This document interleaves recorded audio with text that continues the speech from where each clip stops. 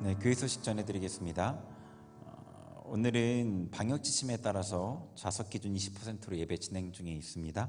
예배 후에 소독해 주시면 되겠습니다. 네, 나머지 광고는 주보로 대체하도록 하겠습니다. 환우들의 회복을 위해서 계속 기도해 주시고요. 물된동산 수림교회 사이클 시편기도 진행 중에 있는데요. 참고하셔서 경건 생활에 사용하시면 되겠습니다. 네, 오늘 우리에게 주신 하나님의 말씀 보도록 하겠습니다. 누가복음 5장 1절부터 11절입니다. 마이크 볼륨 조금만 줄여주세요. 네. 누가복음 5장 1절부터 11절입니다. 그 서치도 조금 조정해 주시고. 네.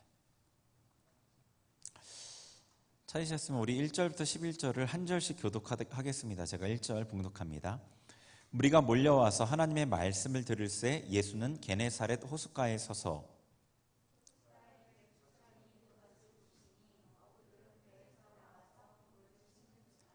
예수께서 한 배에 오르시니 그 배는 시몬의 배라 육지에서 조금 떼기를 청하시고 앉으사 배에서 무리를 가르치시더니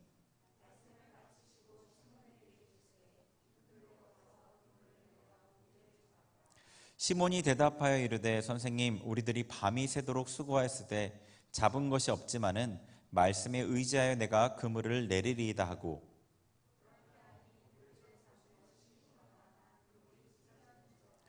이에 다른 배에 있는 동무들에게 손짓하여 와서 도와달라 하니 그들이 와서 두 배의 채움에 잠기게 되었더라.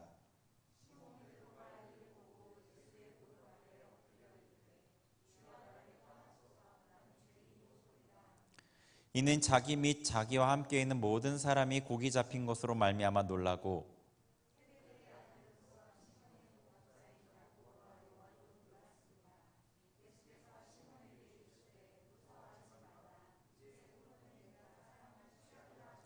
함께 읽습니다. 그들이 배들을 육지에 대고 모든 것을 버려두고 예수를 따르니라. 아멘. 네, 한 주간 잘 지내셨죠? 네. 우리 옆에 있는 친구들하고 인사할게요. 사랑합니다. 축복합니다. 믿음으로 고백하죠. 네. 네, 우리 이렇게 말씀 듣기 전에 좀 잠깐 기도를 같이 하고 말씀을 나눌 텐데요. 그냥 이제 기도로 확 가기 전에 조금 생각을 하고 기도를 하려고 해요. 눈을 한번 감아 보세요. 눈을 감고 잠잠하게 여러분의 내면을 좀 한번 이렇게 집중해 보세요. 네, 반주 안 해도 돼요? 이거는 반주 안 해도 돼요? 네. 눈 감고 자 잠잠하게 있으세요. 좀 여태까지 막 찬양하면서 한껏 고조된 것도 있고 밖에서 바쁘게 하다 왔잖아요. 좀 잠잠하게 한번 있어 보세요. 잠잠하게 마음을 가라앉히세요. 잠잠하게. 그리고 여러분 생각에 한번 집중해 보세요. 지금 어떤 생각들이 떠오르는지. 네, 여러 가지 생각들 떠오를 수 있죠. 네, 고민하는 문제, 지금 현재 겪고 있는 어떤 어려움들, 누구와 다투고 왔으면 그게 떠오를 수도 있겠고요. 자, 그 생각들을 가지고 하나님께 기도할 거예요. 지금 여러분에게 가장 떠오르는 그 생각을 가지고 딱 집중하시고, 그리고 앞에 예수님이 계시다고 상상을 해보세요. 여러분이 보셨던 어떤 그림의 이미지도 괜찮아요. 패션 오브 크라이스트에 나왔던 그 예수님의 모습도 괜찮습니다. 여러분 앞에 예수님이 딱 한 1m 안쪽으로 가까이 예수님이 딱 서 계신다고 생각을 해보세요. 자, 예수님께 집중하고 여러분 아까 떠올랐던 생각 있죠? 그걸 그대로 가지고 예수님께 기도할 거예요. 여러분 그대로 그냥 방언하시면서 그 생각을 올려드려도 괜찮고 한국말로 해도 돼요. 그냥 우리말로 하나님 제가 이런 생각이 있습니다. 이 생각 주님께 드립니다. 이 생각들이 저를 고통스럽게 하고 예배 집중하지 못하게 합니다. 이 생각을 드립니다. 이렇게 해도 괜찮습니다. 자, 다시 예수님 집중하고 상상하시고 여러분 지금 떠오르는 생각 있죠? 그걸 가지고 같이 기도하겠습니다. 같이 잠깐 소리 내서 크게 소리 안 내도 돼요. 쭉 그냥 기도하면 됩니다. 같이 기도하겠습니다. 하나님 아버지, 이 시간에 주님 앞에 나아갑니다. 하나님 말씀 앞에 나아갑니다. 우리의 생각들을 먼저 주님 앞에 드리며 나아갑니다. 예배에 집중하지 못하게 방해되는 이 모든 생각들, 우리의 삶의 여러 가지 고통과 관련되어 있는 이런 생각들, 아버지 관계와 관련되어 있는 이런 생각들, 문제와 관련되어 있는 이런 생각들, 아버지 우리가 해결할 수 없는 문제입니다. 하나님께 그 생각들을 드립니다. 이 생각들을 주님께서 가져가 주시고 깨끗게 하셔서 온전히 하나님의 말씀에 집중하게 하시고 하나님을 만나게 하셔서 그 안에서 진정한 해답을 얻게 하여 주옵소서. 성령님 주님 앞에 드립니다. 예수님 앞에 우리의 생각을 드립니다. 제거하여 주시고 이 생각들을 가져가 주옵소서. 예수님께 온전히 집중하며 주님만 바라보길 원합니다. 주님의 임재 안에 거하길 원합니다. 생각에 흘려 떠내려가지 않기를 원합니다. 임하여 주옵소서. 역사하여 주옵소서. 주님 우리를 주장하여 주옵소서. 감사합니다. 예수님의 이름으로 기도합니다. 아멘. 네, 여러분 평소에 기도할 때도 그냥 기도를 무턱대고 하기보다는 여러분 한번 좀 돌아보신 다음에 기도하는 게 좋아요. 네, 여러분의 현재 상태를 좀 돌아보시고 기도하는 게 좋습니다. 자, 오늘 읽은 이 말씀 5장 1절부터 11절 너무 잘 아시는 말씀이죠. 그죠? 베드로가 소명을 받는 예수님을 만나는 장면이에요. 살아가다 보면은 삶에 이 고저가 있죠. 뭐 좀 괜찮을 때가 있고 좀 어려울 때가 있고 뭐래도 잘 되는 때가 있고 그렇지 않은 때도 있죠. 사람 살다 보면. 근데 저의 경우에는 어려서부터 뭘 해도 잘 안 되는 편이었던 것 같아요. 어려서부터. 뭐 예를 들어서 이 전과 아세요? 요즘 어린 친구들은 전과라는 거 모를 텐데 저는 이제 초등학교 때 동화 전과가 유명했는데 되게 두꺼운 동화 전과 전 과목에 다 들어있는 참고 도서가 있어요. 거기 맨 뒤에 보면 엽서가 있어요. 엽서란 말도 굉장히 낯서네요. 얼마 만에 쓰는지 모르겠는데 거기다 이제 응모해서 보내면 추첨을 해서 선물을 줘요. 근데 한 번도 당첨된 적이 없었어요. 근데 한 번은 문제집이 당첨된 적이 있었던 것 같아요. 그렇게 뭔가 요행이나 이런 건 별로 없었어요. 근데 다행스럽게 노력하면 노력한 만큼의 결과는 있었어요. 열심히 하면 성적이 올랐고 근데 요행은 없었어요. 근데 제 얘기를 들어보면 특별하게 이상한 것 같지 않잖아요. 그죠? 뭐 응모엽서 보내서 당첨되는 경우가 별로 없는데 한 번 당첨된 거면 괜찮은 거고. 그죠? 그리고 뭐 노력한 만큼 그래도 성적이 오르고 하면 괜찮은 거잖아요. 뭐 노력해도 안 오르는 친구들도 있는데 지금 생각해 보면 사실 제가 이제 뭐 운이 없었다기보다는 사실 평범했는데 스스로 운이 없다고 생각했던 것 같아요. 나는 뭔가를 열심히 해야지만 결과를 얻는 삶이야. 이런 생각을 제가 했던 것 같아요. 어쨌든 그렇게 이제 학교 다니다가 고등학교 졸업하고 뭐 대학 입학도 무난하게 제가 원하는 과에 입학을 했어요. 그런데 이제 그렇게 뭐 특별하게 큰 문제는 없었는데 나는 운이 없어. 나는 막 열심히 애쓰지 않으면 삶이 잘 되지 않아. 라는 이런 생각들은 계속 됐어요. 그 연장선상에서 남들 하는데도 공부도 하고 놀기도 해보고 이성교제도 했었는데 그냥 이게 힘든 마음은 계속 있었죠. 그게 이제 특히 혼자 고시원에 살았던 적이 있었거든요. 한 6개월 정도. 제가 한번 자취를 해보겠다. 그래서 고시원에 살았던 적이 있었어요. 되게 조그만 방이었는데 책상하고 제가 누우면 몸이 딱 하나 딱 맞는 그런 한 달에 14만 원. 그 당시에도 14만 원이면 쌌어요. 그런 고시원이 있었어요. 학교 앞에. 거기 살았는데 그때는 정말 우울했던 것 같아요. 당시에 이 사귀던 자매가 있었어요. 근데 그 자매를 만날 때는 좀 좋은 것 같다가 혼자 고시원에 있을 때는 너무 우울했어요. 그리고 자주 다투었어요. 자주 다투고 나서는 또 더 우울했고요. 혼자 남겨진 것 같은 그런 느낌이 많았던 것 같아요. 그때 이제 나름대로 무슨 시도 쓴다고 했던 것들이 있는데 그걸 읽어보면 진짜 와 너무 어둡구나, 너무 우울하구나 이런 생각이 들어요. 근데 당시에는 제 상태를 잘 인식하지 못했죠. 제가 얼마나 힘들 마음이 있는지, 마음 상태가 우울한지 뭐 어떤지 이런 걸 잘 몰랐어요. 내 삶은 언제나 노력해야만 하는 힘든 삶이라는 그런 어떤 생각, 깔려있는 어떤 생각, 답답하고 우울한 마음 가운데 그런데 그 가운데 있는데 분명하게 뭐라고 말할 수는 없는 어떤 갈증이 생겼어요. 분명히 뭐라고 딱 집어 말할 수는 없는데 뭔가 갈증이 생겼어요. 삶이 아마 팍팍하다고 느꼈기 때문에 그랬겠죠. 그 저의 성향이 이제 머리형의 성향이고 내적 내향인 성향이다 보니까 그 성향하고 맞물려서 이런 질문이 저한테 들었어요. 어떻게 살아야 되지? 어떻게 살면 잘 사는 걸까? 어떻게 사는 게 정말 바르게 사는 거지? 이런 질문이 이상하게 그 시기에 저한테 다가왔어요. 대학교 때. 아마 이 삶에 대한 공허함이나 그 해결되지 않는 어떤 우울함 이런 그런 것들에 대해서 고통스럽잖아요. 제가 고통을 직접적으로 느끼던 느끼지 못하던 고통스러운 건 마찬가지거든요. 자기가 나 고통스러워라는 걸 분명하게 느끼지 못해도 그냥 고통이라는 거는 이 삶을 괴롭게 해요. 이해되지 않게 인식이 안 되니까 왜 힘든지는 모르면서 뭔가 힘든 그게 있거든요. 이런 모습으로 아마 표현됐던 것 같아요. 그런 고통이. 근데 뭐 적절한 답을 찾을 때는 없었죠. 그냥 그 질문만 어떤 화두와 같이 제 마음에 계속 남아 있었어요. 그래서 이제 남들 뭐 취업 준비하니까 저도 자연스럽게 취업의 수순으로 가야지 생각했는데 취업에 대해서도 사실 별로 마음이 쓰이지 않았던 것 같아요. 별로 열심히 준비하지 않았거든요.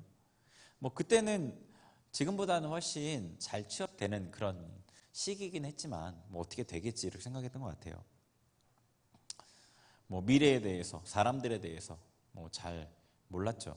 그저 시키는 대로 공부하고 그냥 열심히 하면서 살아와서 여기까지 왔는데 정말로 배워야 될 거 있잖아요. 정말 중요한 거.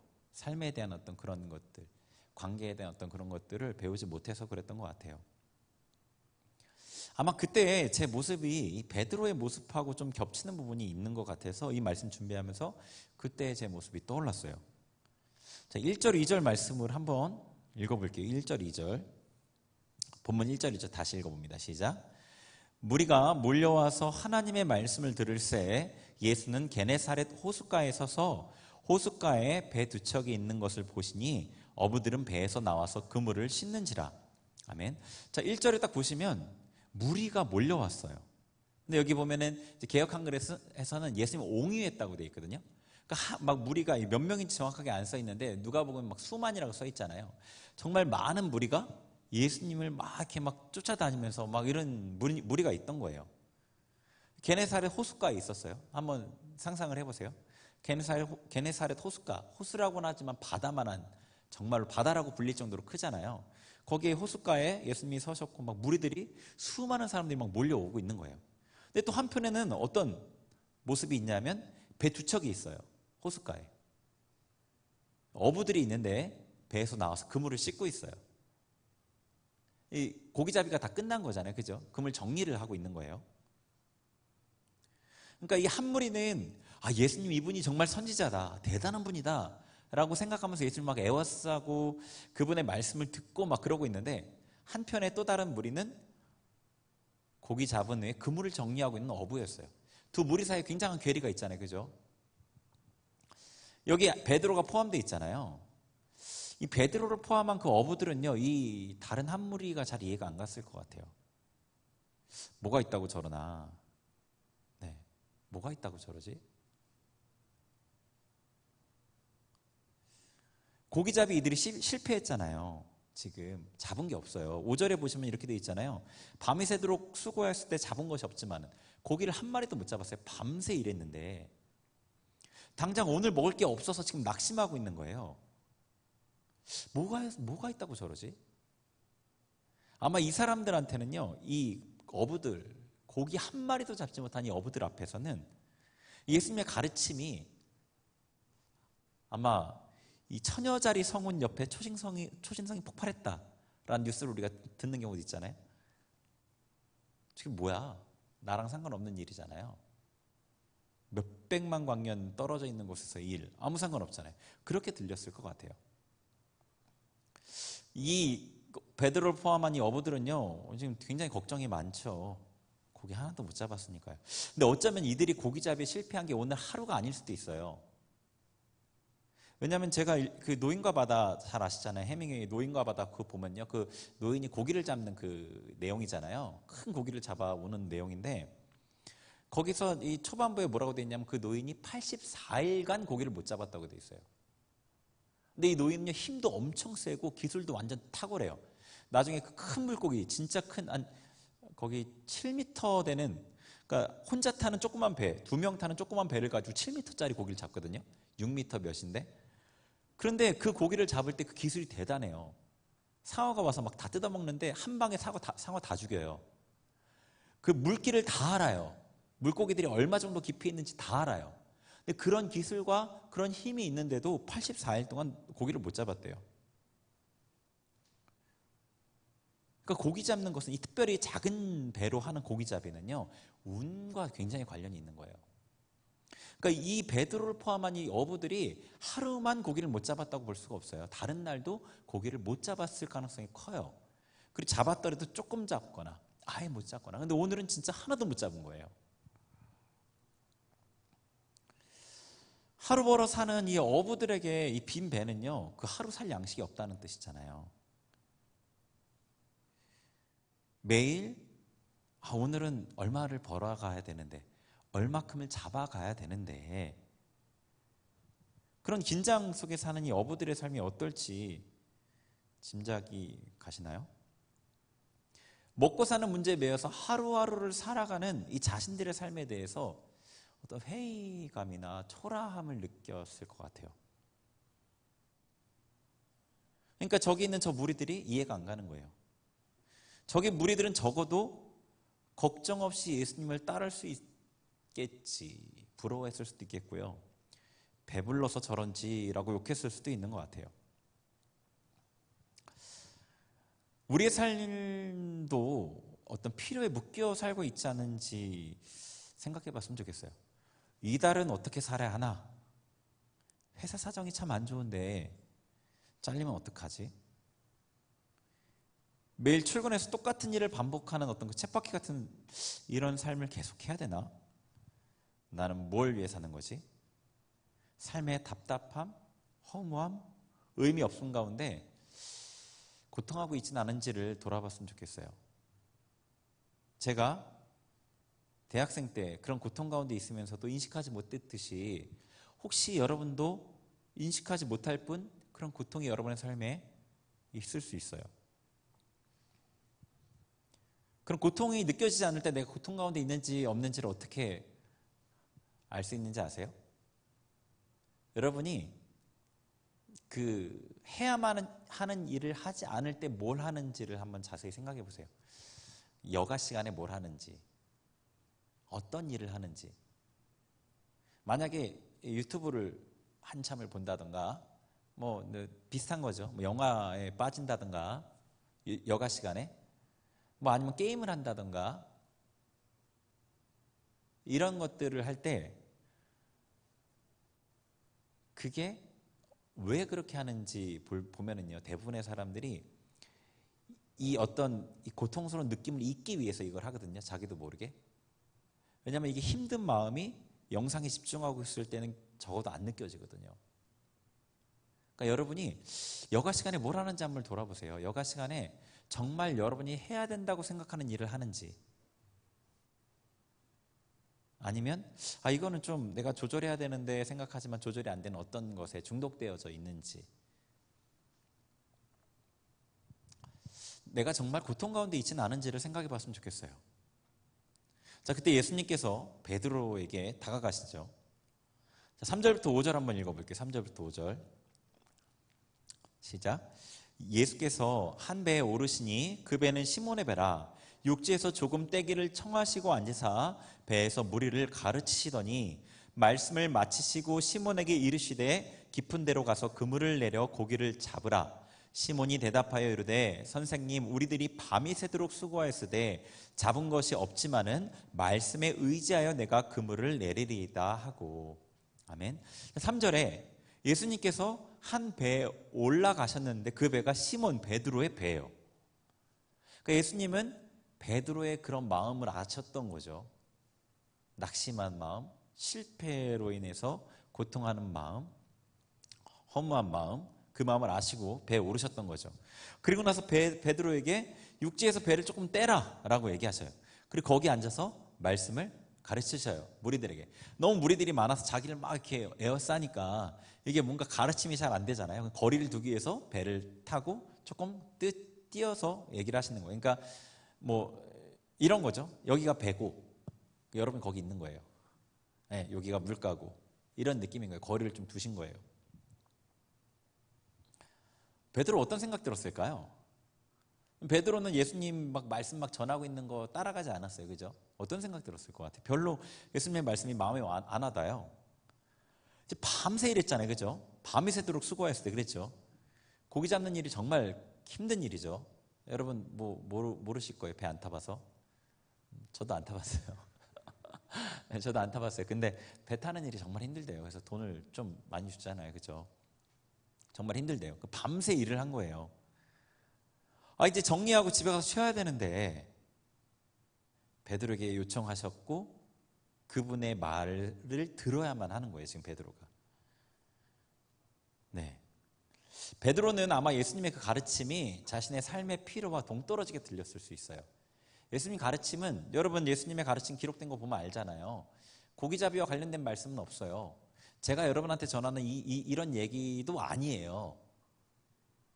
산상수훈의 내용이고 뭐 생명의 떡에 대한 내용이고 예수님의 가르침은 어떻게 보면은 천국의 비유에 대한 내용이고 여러분의 실질적인 삶과는 거리가 있는 내용들을 많이 얘기하셨어요. 그러니까 베드로가 그 얘기를 들으면서 어때요? 자기 삶의 필요와 너무 괴리되어 있는 거죠.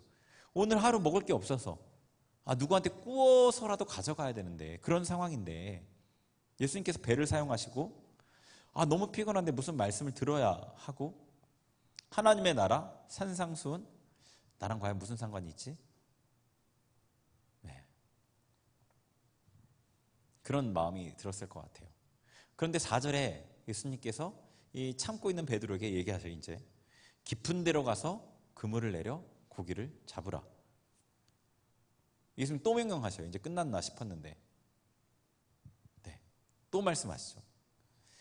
베드로는 근데 예수님이 뭔가는 좀 다른 분인 것 같았죠. 그런 느낌은 있겠죠. 베드로에게도.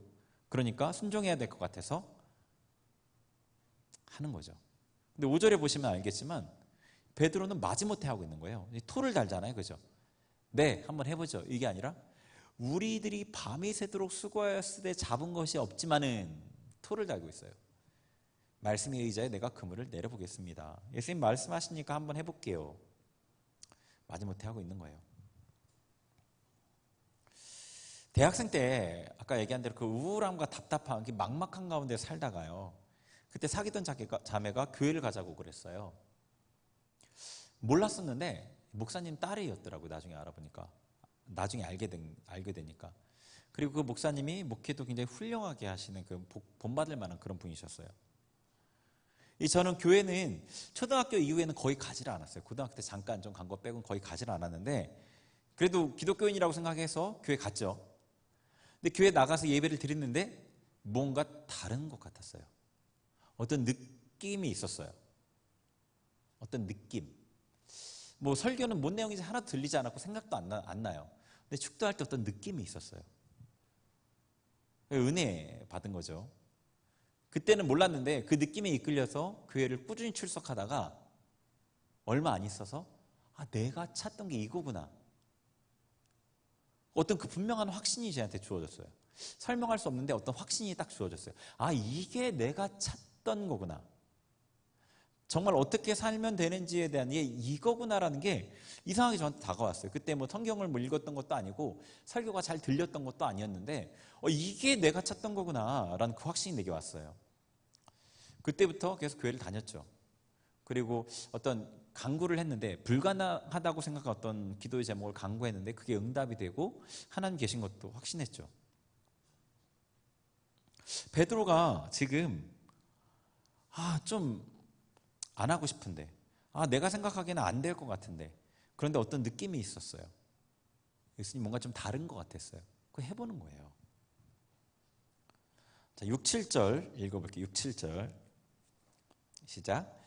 그렇게 하니 고기를 잡은 것이 심히 많아 그물이 찢어지는지라 이에 다른 배에 있는 동무들에게 손짓하여 와서 도와달라 하니 그들이 와서 두 배의 채움에 잠기게 되었더라. 아멘. 자, 그렇게 하니 예수님 말씀하신 대로 했더니 지금 고기를 엄청 많이 잡아서 그물이 찢어질 만큼 잡았어요. 그러니까 베드로가 여태까지 고기 잡이하면서 잡았던 어떤 것보다 많이 잡은 거예요. 왜냐하면 그물이 찢어질 정도로 잡았던 경험이 있으면 더 튼튼한 그물로 바꿨겠죠. 그러니까 이만큼 잡아봤던 적이 없던 거예요. 그래서 다른 배에 있는 사람들한테 도와달라고 해서 2배 가득 찰 정도로 엄청난 양의 고기를 잡았어요. 도저히 설명할 수 없는 그 기적이 일어난 거죠. 그가 경험과 기술로 아무리 노력해도 되지 않았던 일이 이루어진 거예요. 와, 어떻게 이루어졌나요? 우리가요, 각자 살아오면서 나름의 방법을 선택하죠. 그게 어렸을 때 그 선택들을 해요. 그 방법이 맞는지 틀린지 따져볼 새가 없이, 어리니까 따져볼 수도 없이 그 방법을 선택을 해요. 무작위에 가깝게 자기의 성향에 따라서, 상황에 따라서 선택을 해요. 그 방법을. 그리고 그 방법대로 살아가요. 근데 무작위로 선택했기 때문에 좋은 방법이 아니잖아요. 어떤 때는 통하는 것 같은데 어떤 때는 안 통해요. 그러니까 안 통할 때는 어떻게 해야 돼요? 막 임시 변통으로 이렇게 저렇게 막 때워요. 그럼에도 그 방법을 버리지 못하고 그대로 해요. 그러니까 우리가 살아가면서 선택한 어떤 방법, 내 삶의 가치관의 기준이 있단 말이에요. 이때는 이렇게 하고 저 때는 저렇게 하고 이 상황은 이렇게 하고, 이 여러분의 갖고 있는 그 방법이 베드로의 기술보다도 못한 거예요. 어떻게 보면은. 그런데 그 방법으로 왜 고기가 잡히지 않는지를 의아해하는 거예요. 왜 안 되지? 고기가 잡히지 않는 게 당연한 거죠. 지금까지 잡힌 것 자체가 신기한 거죠. 왜 안 되지? 왜 나는 열심히 하는데 안 되지? 왜냐하면 그 방법이 잘못된 방법이니까요. 여러분이 그 방법을 한 번도 조사해보지 않았어요. 이렇게 하는 게 좋은지 맞는지 조사해본 적 없이 그냥 선택한 거예요. 그냥 아빠가 이렇게 이야기하면 이렇게 반응하게 되고, 엄마가 이렇게 말하면 이렇게 반응하게 되고, 친구가 이렇게 하면 그냥 이렇게 반응하고, 그냥 아무 분별 없이요. 분별 없는 아이였으니까요. 그리고 그 방법대로 해오는 거예요. 그러면서 왜 안 되지? 왜 안 되지? 신앙을 생긴 다음에는 하나님 왜 안 되게 하시지? 왜 안 되게 하시지? 하나님이 안 되게 하신 게 아니에요. 안 좋은 방법을 붙잡고 살아가고 있는 게 문제예요. 근데 하나님께서는 그 방법이 아니라고 얘기하시고 우리에게 다른 방법을 말씀하시죠. 가끔은 성공할 때도 있죠. 예, 가끔은. 근데 대부분의 경우에 실패하죠. 그러다 보니까 결국에 한계에 다달라요. 자포자기하고 상실하고 낙심하게 돼요. 그때 예수님께서 다가오시는 거예요. 사람이 이렇게 상심하고 낙심했을 때 힘든 상황에서 이 말씀을 들을 수가 있거든요. 그럴 때 수용성이 높아져요. 이 마음이. 자기 방법이 안 통할 때 누가 얘기해주면 귀 기울여요. 근데 자기 방법이 잘 통할 때, 내 방법으로 뭔가 잘 될 때는요, 누가 말해도 나 잘하고 있는데 이렇게 말하잖아요. 안 들어요. 듣는 척 하면서도 듣지 않아요. 예수님께서 실패한 예수님께 다가오시는 거예요. 우리가 낙심했을 때 그래서 그때 다가오시는 거예요. 그때 말씀하실 때 들을 수 있으니까. 이렇게 해라. 이렇게 해라. 답답하고 우울했던 저에게 예수님께서 찾아오셔서 말씀하셨고 그 말씀에 순종하니까 명쾌한 답을 얻게 되었어요. 여러분 각자에게 예수님께서 찾아가시잖아요. 저에게는 그때 자매가 도구가 되었지만 여러분에게는 다른 모습으로 예수님께서 다가가실 거예요. 그리고 여러분의 마음에 그렇게 해볼까? 이렇게 한번 해볼까? 이렇게 하면 좀 될까? 그런데 다른 한편에 뭐가 들어오죠? 두려운 마음 들어요. 두려운 마음이 들어요. 내가 이제껏 해왔던 방법, 잘 안 되는 방법인데 그 방법이 계속 해왔기 때문에 주는 안정감이 있거든요. 그걸 버리지 못하고 새로운 방법을 쫓아가는 게 두려운 거예요. 그러니까 이런 거죠. 다 망가져가지고 자루만 남은 거예요. 자루만. 호미가 다 망가져 자루밖에 안 남았는데 그걸 못 버리는 거예요. 계속 써왔던 거라고. 내 손에 익었다고. 예수님께서 다가오셔서 말씀하시잖아요. 이렇게 해봐라. 주변에 제가 제 얘기를 했지만 주변에 예수님께서 다가오셔서 말씀하셨고 그 말씀에 따라서 기적을 경험한 사람들이 있지 않나요? 우리 청년부에도 있잖아요. 여러분 듣잖아요. 그럼 그 사람들을 보고 예수님의 말씀을 따라가 보는 거예요. 분명히 여러분에게도 이적을 행하신다고요. 이적을 행하신다고요. 그런데 아까 얘기했듯이 처음에 들었을 때는 아 그런가? 나도 그렇게 해볼까? 하는데 어느 순간 두려움에 무릎 꿇죠. 그 방법을 버려야 돼요. 익숙함에서 떠나야 돼요. 익숙한 게 저 안정을 주는 게 아니에요. 익숙한 게 여러분의 삶을 옳은 길로 인도하는 게 아니에요. 자, 8절 읽겠습니다. 8절 시작. 시몬 베드로가 이를 보고 예수의 무릎 아래 엎드려 이르되 주여 나를 떠나소서 나는 죄인이로소이다 하니. 아멘. 자, 갑자기 고기를 엄청 잡았는데 예수님 앞에 엎드려서 나를 떠나소서 나는 죄인이로소이다 이렇게 고백해요. 갑자기 생뚱맞죠. 문맥하고 안 맞잖아요. 갑자기. 그러니까 이 상황은 베드로가 갑자기 자기가 죄인이라는 걸 깨달은 거예요. 그러니까 예수님을 통해서 이적을 경험할 때 이게 정말 바른 이적이라면 그 이적을 경험할 때 그 이적을 통해서 예수님의 능력을 경험하게 돼요. 예수님을 경험하게 된다고요. 그러니까 예수님의 말씀을 따라서 능력을 경험할 때 그분의 능력이 내 안에 오기 때문에 그분이 경험이 된다고요. 그러니까 그 이전에는 베드로에게 예수님은 그저 뭐 인기 많은 랍비 정도였겠죠. 랍비들 중에 인기가 많은 랍비였는데 이제는 예수님의 능력이 자기에게 임하게 되었기 때문에 예수님을 알게 되었고 자기가 보인 거예요. 자기가 죄인이라는 걸 알게 된 거죠. 아마 이런 마음이었을 것 같아요. 이제껏 내가 살아온 삶이 얼마나 헛된 삶이었는지, 내가 추구해 왔던 것들, 내가 중요하게 여긴 것들이 헛된 거라는 걸 알게 된 것 같아요. 중요하게 여겼던 고깃배, 목숨을 걸고 잡으려고 했던 그 물고기, 하루 먹고 살 양식, 얼마나 초라한 것들을 내가 움켜쥐려고 애를 썼는지를 알게 된 거죠. 예수님이 얼마나 거룩한 분이시고 자기가 얼마나 하찮은 존재인지를 본 거죠. 나의 삶이 얼마나 죄된 삶이었는지를 알게 된 거예요. 그래서 이렇게 고백하는 거예요. 나를 떠나세요. 나는 죄인입니다. 나를 떠나세요. 나를 죄인입니다. 이렇게 울며 고백할 수밖에 없었던 거예요. 근데 베드로의 진짜 마음이 나를 떠나세요일까요? 아니겠죠. 베드로의 진짜 마음은 나를 붙잡아 주세요. 나를 도와주세요. 나를 구원해 주세요. 이 죄된 삶의 굴레에서 나를 살려주세요 였던 거예요. 그러니까 예수님이 안 떠나셨고 베드로를 부르신 거죠. 믿음의 사람들의 삶에 이런 예가 많이 있잖아요. 사도 바울의 경우가 생각이 나더라고요. 사도 바울도 자기의 삶에 확신을 갖고 있었어요. 물론 베드로처럼 낙심하지는 않았어요. 그렇지만 사도 바울이 자기의 삶에 확신을 갖고 살았어요. 이렇게 하는 것이 하나님을 잘 섬기는 거다.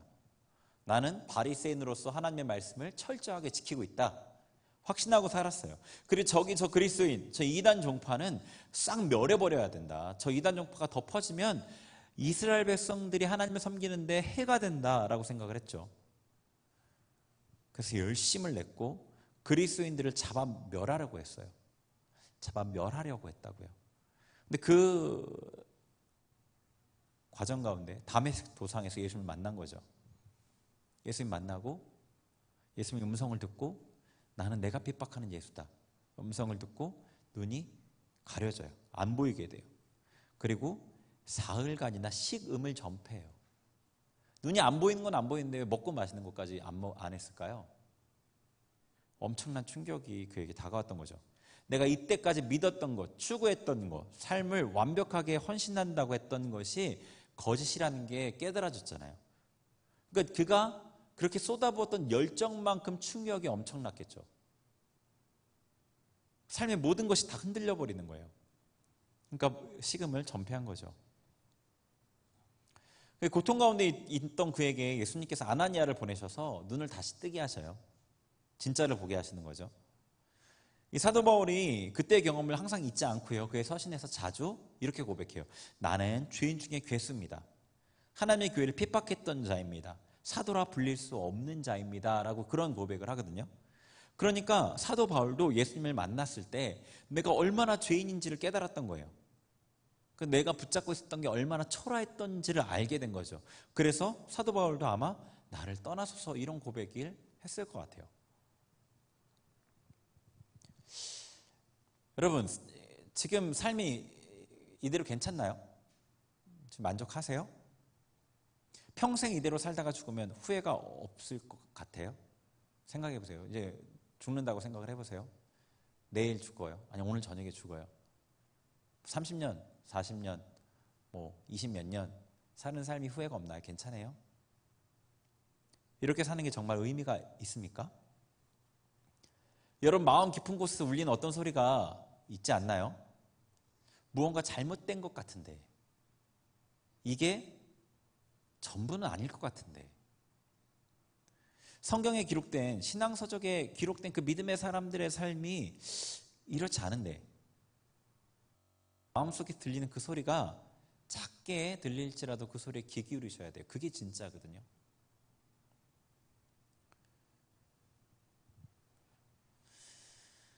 다른 편에서 지금 얘기한 것과 좀 더 다른 편에서 만약 여러분 중에 베드로처럼 사도 바울처럼 예수님을 만났고 그리고 자기의 삶의 덧없음을 깨닫고 주님 앞에 내가 죄인임을 알았는데 이전의 삶으로 돌아간 사람들 혹시 있을지 모르겠죠.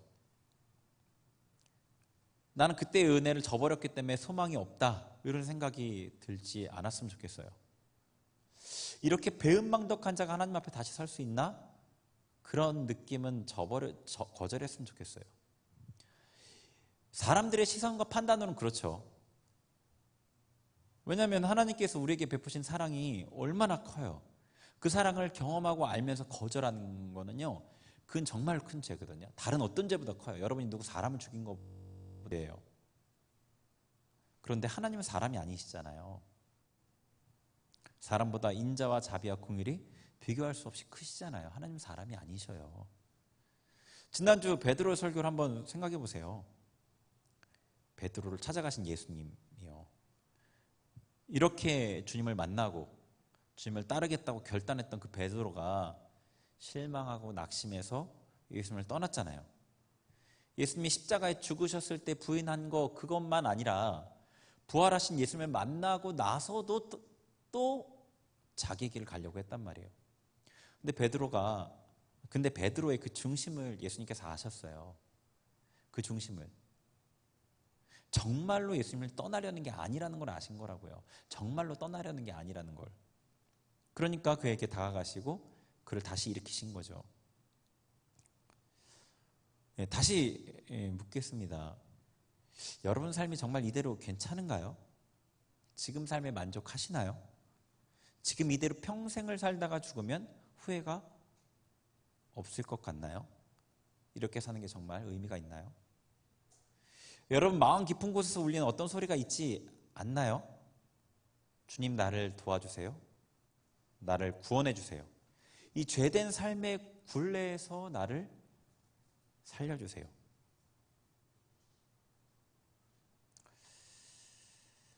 우리의 삶의 희망과 소망이 예수님이시잖아요. 그분을 만나야지 우리의 가려진 눈이 열려요. 우리의 삶이 소망을 얻고 의미가 있어져요. 그분은 어떻게 만나느냐고요? 그분이 찾아오셔야 되죠. 베드로에게 그랬듯 저에게 그랬듯 예수님 찾아오셔야 돼요. 근데 언제 찾아오시죠? 저에게 찾아오실 때 그랬듯 베드로에게 찾아가실 때 그랬듯 절망 가운데 찾아오셔요. 고통 가운데 찾아오신다고요. 지금 고통하고 있는 그 자리에 오신다고요. 예수님을 만나는 통로가 되는 것을 여러분 좀 받아들일 수 있으면 좋겠어요. 그렇지 않으면요, 그걸 못 받아들이면 막 이렇게 부하내동해요. 막 어떻게든 이거를 경감시켜 보려고, 어떻게든 고통을 줄여 보려고, 어떻게든 고통의 삶에서 빠져나와 보려고 막 나름대로 방법으로 별 군대를 다 찾아다니고 별 방법을 다 쓴단 말이에요. 근데 그렇게 안 되거든요.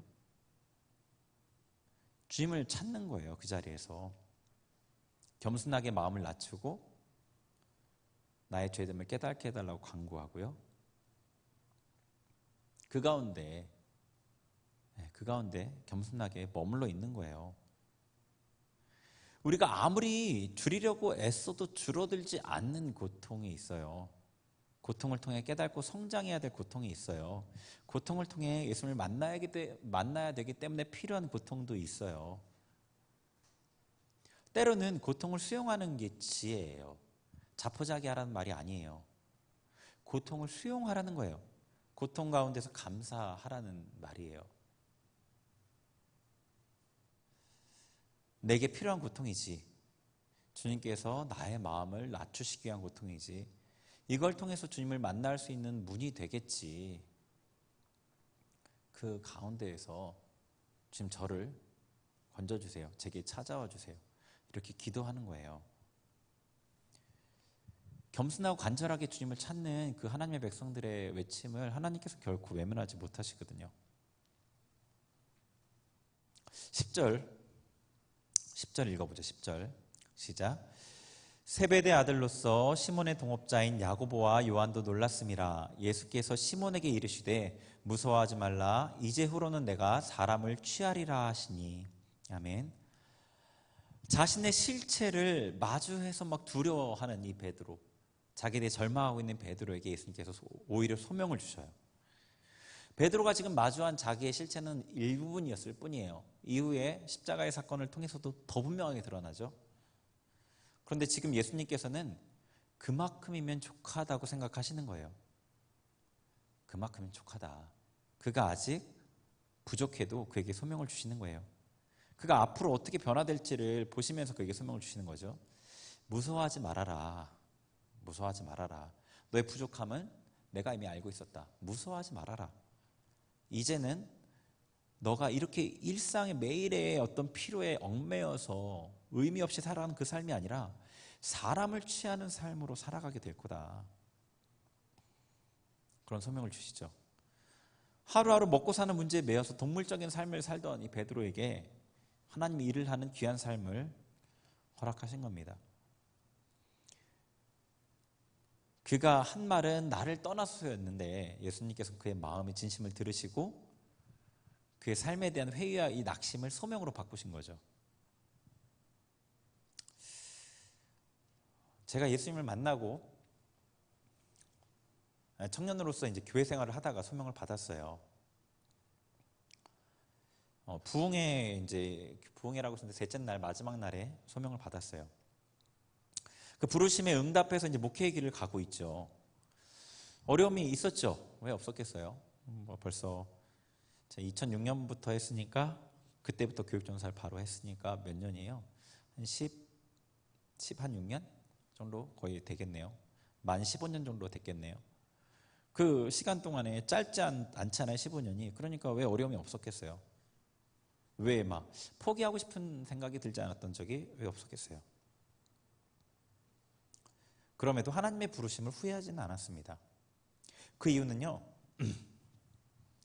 나의 이전 삶이 어땠는지를 제가 너무 분명하게 알고 있기 때문이에요.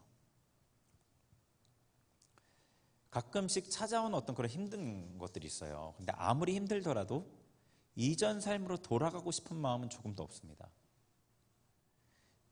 그 의미 없는 삶, 답답하고 우울하고 길을 알 수 없어서 그냥 남들처럼 흘러가는 그 삶을 다시는 살고 싶지 않아요. 지금의 삶이 힘들지라도 하나님 앞에 얼마나 귀하고 의미 있는 삶인지를 알기에 다시 바꾸고 싶은 마음이 전혀 없습니다. 베드로도 그렇지 않았을까요? 베드로가 예수님의 제자로서 사도로서 사는 것이 아무리 힘들어도 자신의 목숨을 내어놓고 해야 되는 그 일일지라도 목숨을 부지하기 위해서 매일매일 물고기 잡던 그런 삶으로는 돌아가고 싶지 않았습니다. 여러분이 지금의 삶에서 좌절하는 만큼, 회의와 낙심하는 만큼 하나님께서 여러분에게 소명을 주실 때 정말로 귀하게 다가올 거예요. 하나님의 뜻을 쫓는 삶은 정말 귀하게 여러분에게 다가올 거라고요. 여러분의 고통도, 삶의 고통도 하나님의 손에서는 귀하게 사용되죠. 자, 마지막 11절을 볼게요. 11절.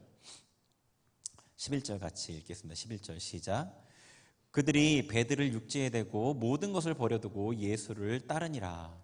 아멘. 자, 예수님의 부르심에 베드로가 즉각 반응해요. 그러니까 그가 얼마나 자기의 삶에 대해서 고민하고 있었는지를 분명히 알 수 있겠죠. 그가 삶에서 고통을 느꼈던 만큼 후회란 조금도 없었어요. 자기 삶의 미천이라고 그동안 생각했던 고깃배, 그리고 모든 기구들, 그물을 비롯한 모든 기구들을 그냥 버려두고 예수님 쫓아왔어요. 왜요? 예수님이 내 삶의 미천인 것을 알았기 때문인 거죠. 배와 이 그물 같은 도구들 없이도 살 수 있다고 확신했기 때문인 거예요. 예수님을 쫓는 그 삶이, 이 사람을 낚는 어부라는 이 삶이 물고기를 잡아 하루하루를 연명하는 어부의 삶과 비교할 수 없다고 확신했기 때문인 거예요. 베드로의 반응이 너무 극단적으로 느껴지나요? 가족도 버리고 예수님을 쫓는 베드로가 너무 무책임하게 느껴지나요? 근데 베드로의 가족에 대한 이야기는 사실 성경에 별로 기록되어 있지는 않은데 몇몇 기록을 보면은 꼭 그렇지는 않은 것 같아요. 이제 뒤에 보면은 마태복음에 보면은 이제 뭐 다른 데도 기록되어 있긴 한 다른 복음서에도 기록되어 있는데 베드로 장모에 대한 얘기가 나와요. 그러니까 베드로 결혼을 했어요. 자녀도 있었을 가능성이 있겠죠. 그런데 이 보면은 완전히 버린 건 아닌 것 같아요. 베드로가 자신의 가족을. 이제 장모의 열병을 예수님께 고쳐달라고 하잖아요. 예수님께 장모의 열병을 고쳐줘요. 그러니까 가족을 아예 버린 게 아니에요. 그리고 나중에 바울서신에 보면은 베드로가 아내를 데리고 다녔다고 돼 있어요. 기록에. 베드로가 자기 자매 아내를 데리고 다녔대요. 사역할 때. 그러니까 아내도 사역에 같이 나중에 동참했던 것 같고요. 물론 이제 예수님의 부르심에 응답하고 소명을 따르는 삶의 희생이 요구돼요. 근데 그럼에도 예수님께서는 우리에게 비현실적인 무리한 요구를 하지는 않으신다는 거예요. 베드로가 이 고깃배를 버리고 떠났다고 해서 그가 모든 것을 다 가족까지 완전히 다 연을 다 끊어버린 게 아니에요. 그 막 무리한 요구를 하지 않으셔요. 예수님께서는요, 우리가 마음으로부터 완전히 돌아서기를 원하셔요. 왜냐하면 마음이 돌아서면 삶의 구체적인 변화는 자연히 따라와요. 그걸 보시길 원하셔요. 근데 마음은 변했다고 하는데 삶을 변하지 않는 거는 이거는 마음이 가짜라는 증거잖아요. 이거 누구도 부인할 수 없는 증거죠. 그래서 그런 것 뿐이지 예수님이 우리에게 진짜 원하는 건 마음의 변화예요. 여러분, 내가 이렇게 하려고 할 때, 예수님의 부르심에 응답한다고 할 때 생각나는 어떤 두려움들 있잖아요. 그런 거 다 방해예요. 그 생각하지 마세요. 그렇게 안 돼요. 예수님께 꼭 그렇게 요구하지 않으신다고. 여러분 생각하는 것과 달라요. 하나님 생각은. 삶 가운데 낙심하고 실패해 있는 베드로에게 주님께서 찾아가셨죠. 삶의 의미를 찾을 수 없어서 고통하던 그 베드로에게 예수님께서 찾아가셨어요. 예수님께서 말씀하실 때 마음에 감동이 있었기에 이해되지 않고 탐탁지 않아도 순종했어요. 작은 순종을 통해 예수님을 만났고 그의 눈이 열렸어요. 예수님께 받은 소명으로 베드로의 삶이 완전히 바뀌었어요. 그 이후의 삶에 대해서는 얼마나 귀한지 우리가 말 안 해도 알죠. 그죠? 여러분의 삶에 어떤 고통이 있어요? 어떤 힘든 게 있어요? 여러분 삶에 만족하나요? 여러분이 진짜 원하는 게 무엇이에요? 같이 찬양하고 기도할게요. 주의 도를 버리고.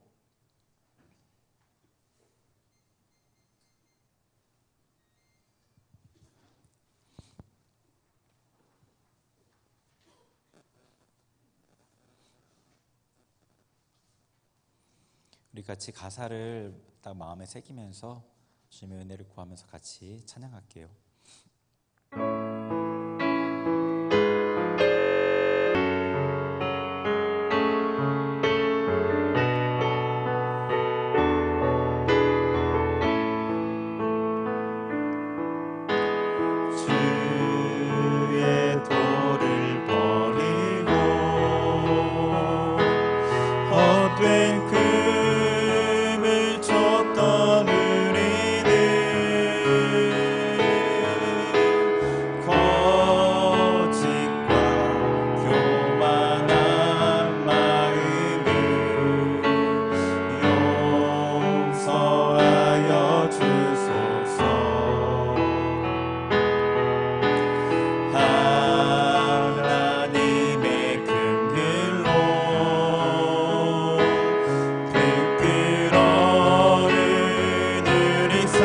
삶을 덮어주소서. 우리의 소망, 우리의 구원 주께 간구합니다. 성령의 불로 나의 맘을 태워주소서. 성령의 불로 나의 영혼 새롭게 하소서. 주의 돌을 버리고 주의 돌을 버리고 헛된 꿈을 쫓던 우리들 거짓과 교만한 마음을 용서하여 주소서. 하나님의 긍휼로 하나님의 긍휼로 부끄러운 우리 삶을 덮어주소서. 우리의 소망, 우리의 구원 주께 간구합니다.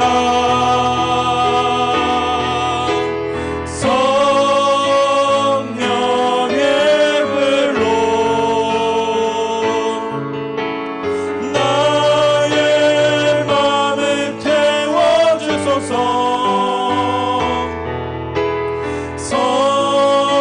성령의 불로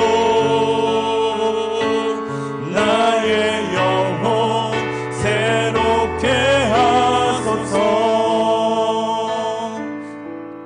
여러분 눈을 감고요 좀 생각했으면 좋겠어요. 여러분이 그동안 안 보고 싶고 안 느끼고 싶고 고통을 조금이라도 덜 당하고 싶어서 외면했던 것들 지금 보셨으면 좋겠어요. 마음의 답답함들, 우울함들, 불안함들, 두려움들, 여러분이 어떤 상황에 맞닥뜨렸을 때 그 상황에서 여러분이 어떻게 반응하는지, 어떤 사람이 여러분에게 무슨 얘기를 할 때 벌컥 화를 내는지, 두려워서 경직되고 어찌할지를 모르는지, 문제들이 생겼을 때 그 가운데서 어떻게 반응하는지, 여러분 마음에 숨겨진 여러분의 본 모습인 거예요. 여러분의 지금 현재 상태인 거예요. 힘들고 고통스러운 상태를, 그런 상황들이 우리에게 보여주는 거예요. 더 이상 외면하지 마시고요, 하나님께 그거 그대로 가지고 나갔으면 좋겠습니다. 하나님, 제가 이렇게 힘듭니다. 하나님, 제가 이렇게 고통스럽습니다. 여러분 인정하셔요. 인정한다고 바뀌는 거 아무것도 없습니다. 여러분 힘들다고 말한다고 여러분이 더 힘들어지는 게 아니에요. 하나님 앞에 인정하셔야 됩니다. 그래야지 해결책이 있어요. 하나님, 제가 너무나 괴롭습니다. 제 삶이 너무나 무의미합니다. 하나님, 저를 도와주세요. 우리 제 삶의 고통 가운데 주님 찾아와 주세요. 같이 우리 주님 앞에 주님 이름 부르면서 같이 기도하겠습니다. 같이 기도합니다.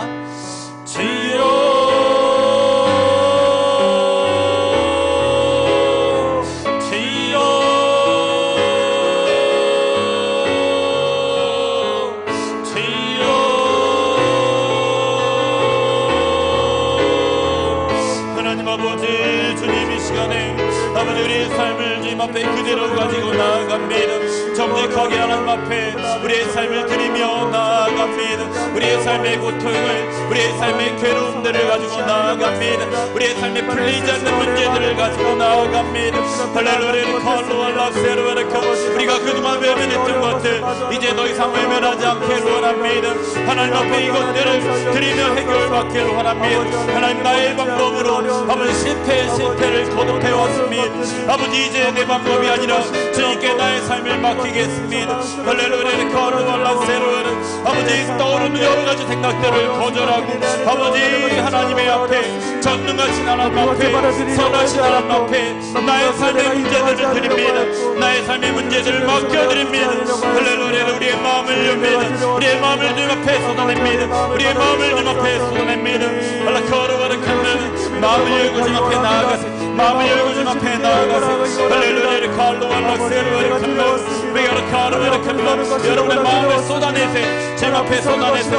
할렐루야 칼로 웰컴 메가르 칼로 알락세르 웰컴 할렐루야 웰컴 제 마음의 답답함을 주님 앞에 드립니다. 주님 앞에 드립니다. 할렐루야 칼로 웰컴 메가르 칼로 알락세르 웰컴 메가르 칼로 웰컴 제 마음의 답답함을 아무 풀리지 않는 이 답답함을 주님 앞에 드립니다. 주님 앞에 드립니다. 할렐루야 주님 앞에 저의 마음을 표현합니다. 주님 앞에 저의 마음을 표현합니다. 할렐루야 카르와르카마 미어라 카르와르세르와르카마 할렐루야 카르와르세르와르카마 할렐루야 카르와르카마와라 할렐루야 카르와르세르와르카마 할렐루야 미어라 카르와르세르와르카마 주님 임하여 주옵소서. 우리의 마음을 주님 앞에 드립니다. 할렐루야 우리를 비춰주옵소서. 우리의 공모습을 볼 수 있도록 우리의 실체를 볼 수 있도록 우리를 비춰주옵소서. 우리를 비춰주옵소서. 할렐루야 감사합니다. 아버지 강세를 버리고 하나님의 인도함을 따라갈 수 있도록 우리를 인도하여 주옵소서. 우리의 마음을 감동하여 주옵소서. 할렐루야 거룩하라 감사하라 미어로 거룩하라 감사하라 미어로 거룩하라 감사하라 미어로 거룩하라 세르와라 감사하라 할렐루야 거룩하라 감사하라 할렐루야 거룩하라 세르와라 감사하라 할렐루야 거룩하라 미어로 거룩하라 감사하라 미어로 거룩하라 감사하라 미어로 거룩하라 감사하라 할렐루야 미어로 거룩하라 미어로 거룩하라 감사하라 주님 앞에 쏟아냅니다. 주님 앞에 퇴해냅니다. 할렐루야 미어로 거룩하라 세르와라 감사하라 할렐루야 거룩하라 감사하라 아버지 해갈되지 않는 갈증대 주님 앞에 드립니다. 할렐루야 거룩하라 감사하라 풀리지 않는 문제를 주님 앞에 맡겨드립니다. 할렐루야 거룩하라 감사하라 미어로 거룩하라 세르와라 감사하라 할렐루야 미어로 거룩하라 세르와라 감사하라 성령의 불로 성령의 불로 나의 마음을 태워주소서. 성령의 불로 나의 영혼 새롭게 하소서. 성령의 불로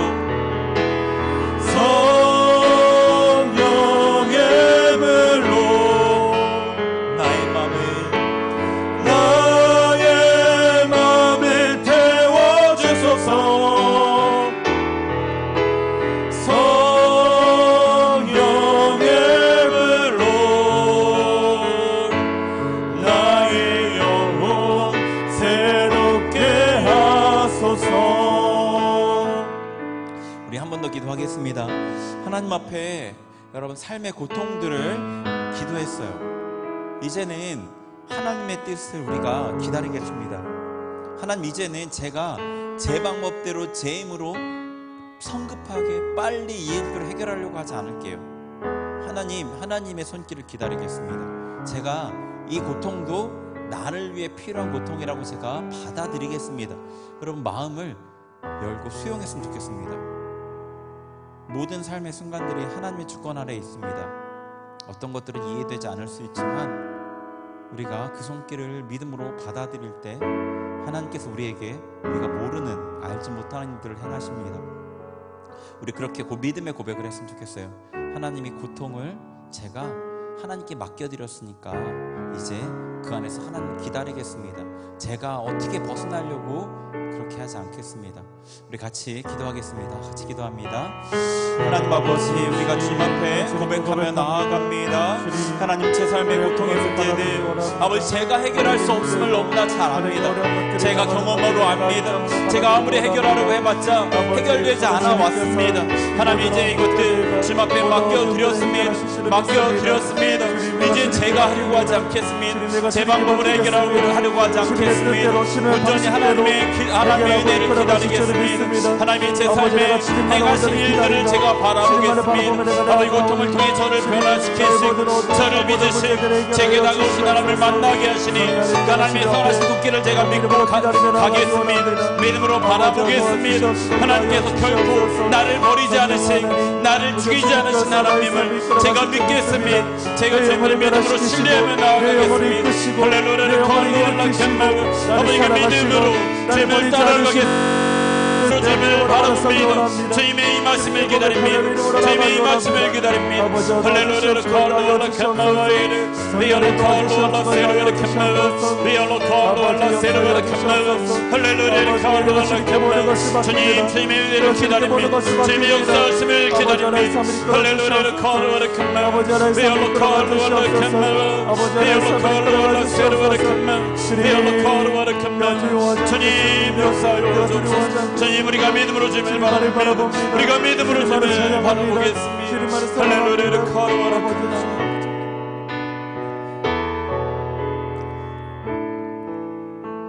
아버지 기다립니다. 찬양할게요. 우리 방금 기도했던 그 기도처럼 믿음으로 고백하겠습니다. 아버지 기다립니다. 나에게 귀 기울이사 나의 깊은 부르짖음 오 주여 들어주소서. 아버지 알아주소서. 아버지 품어주소서. 아버지 나를 친히 만나주소서. 아버지 기다립니다. 아버지 기다립니다. 나에게 귀 기울이사 나의 깊은 부르짖음 오 주여 들어주소서. 아버지 안아주소서. 아버지 품어주소서. 아버지 나를 친히 만나주소서. 우리 아버지 기다립니다. 중심으로부터 찬양합니다.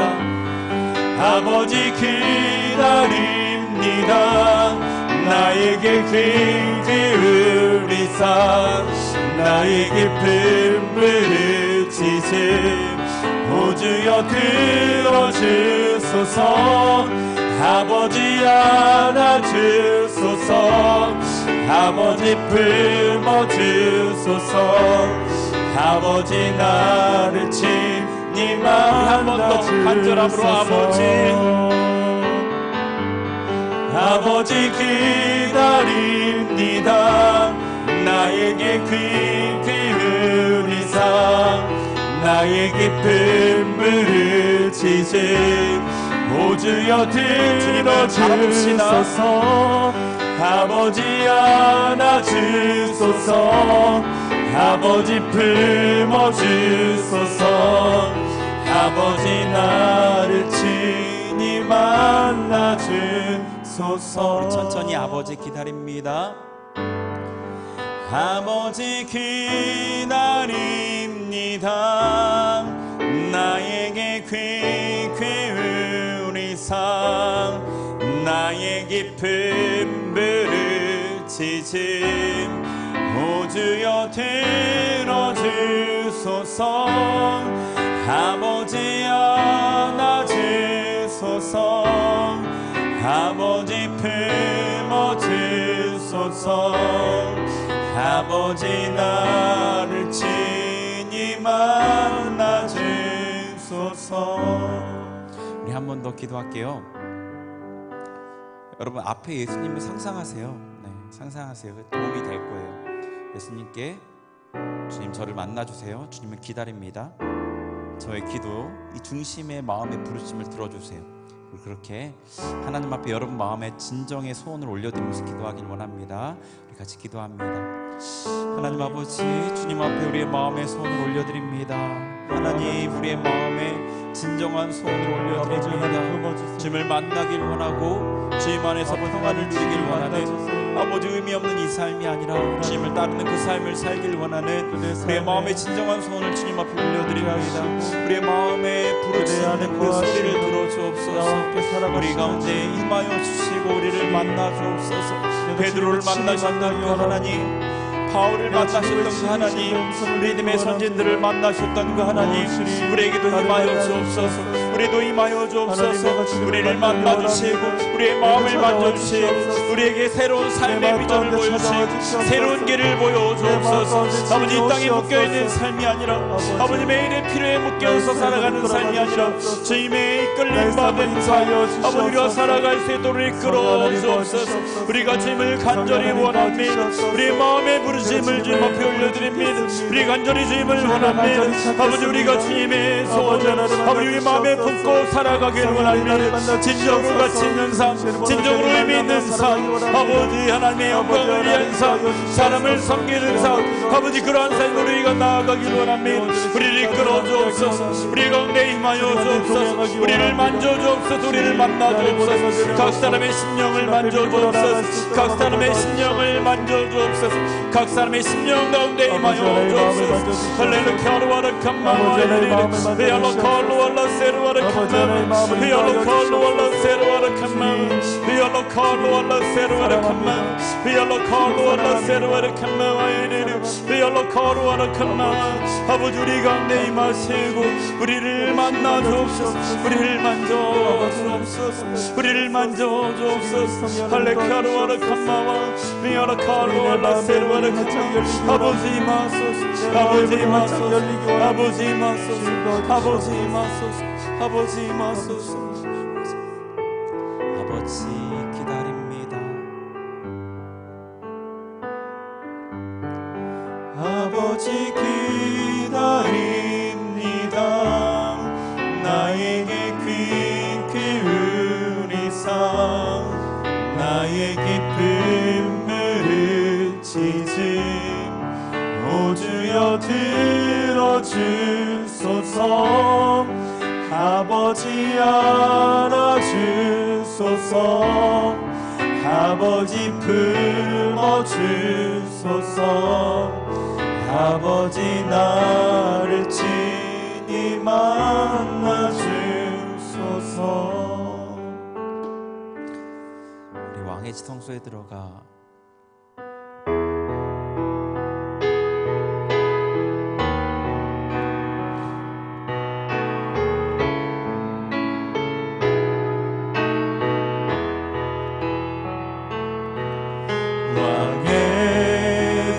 지성소에 들어가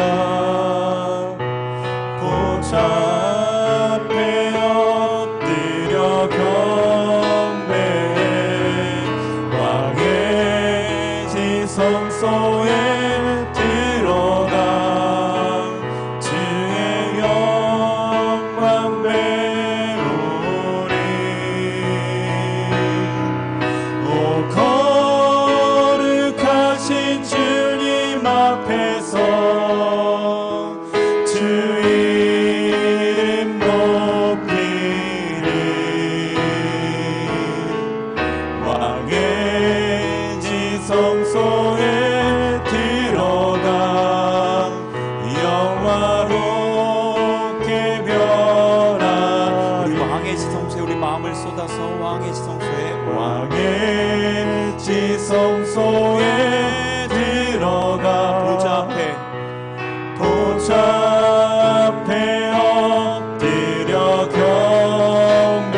왕의 지성소에 들어가 주의 영광 배우리.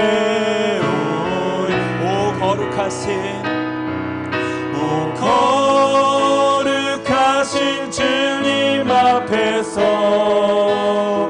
주 이름 높이리. 왕의 지성소에 들어가 영화롭게 변하리. 여러분 눈을 감으시고 지성소에 들어와 있는 것을 상상하세요. 지성소 깊은 곳, 하나님의 법궤 앞, 시은자 앞에 우리가 있습니다. 주님의 보좌 앞에 있어요. 여러분 마음만 집중하면 그 가운데 있는 걸 느끼실 수 있어요. 그 앞에 머리를 조아리시고 무릎을 꿇고 몸을 납작 엎드려서 하나님의 은혜를 구합시다. 주님, 제가 주님의 은혜로 변화되게 없소서. 우리 같이 주님 앞에 간구합니다. 하나님 아버지, 주님 이 시간에 우리가 주님의 지성소 앞에서 주님의 얼굴을 배웁니다. 주님의 지성소 거룩한 곳에서 주님을 배웁니다. 주님 앞에 우리가 얼굴을 숙입니다. 머리를 조아립니다. 무릎을 꿇습니다. 엎드립니다. 주님 앞에 우리에게 주님의 은혜를 강구합니다. 우리가 주님의 은혜로 변화되기를 강구합니다. 죄를 닮은 모습으로 변화되기를 강구합니다.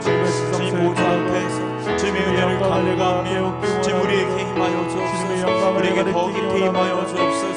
주님 지성소 그 깊은 곳에서 주님을 만나 뵙고 주님의 영광을 볼 수 있게 하옵소서. 세상의 영광과 비교되지 않는 주님과 하늘의 영광을, 주님의 영광을 보게 하옵소서. 그 주님의 영광을 목도하게 하옵소서. 그 주님의 영광을 경험하게 하옵소서. 그 주님의 영광 가운데 들어가게 하옵소서. 설레케하옵소서. 아버지 주님의 영광을 보게 하소서. 아버지 그 영광을 하나님 우리도 영광으로 변화되게 하소서. 우리가 변화되게 하소서. 우리가 변화되게 하소서. 우리가 변화되게 하소서. 할렐루야 칸마 우리가 변화되게 하소서. 할렐루야 카르와라 칸마 아버지 하나님 나여 주시옵소서. 아버지 하나님 나여 주시옵소서. 할렐루야 카르와라 칸마 아버지 역사하소서. 아버지 임하소서.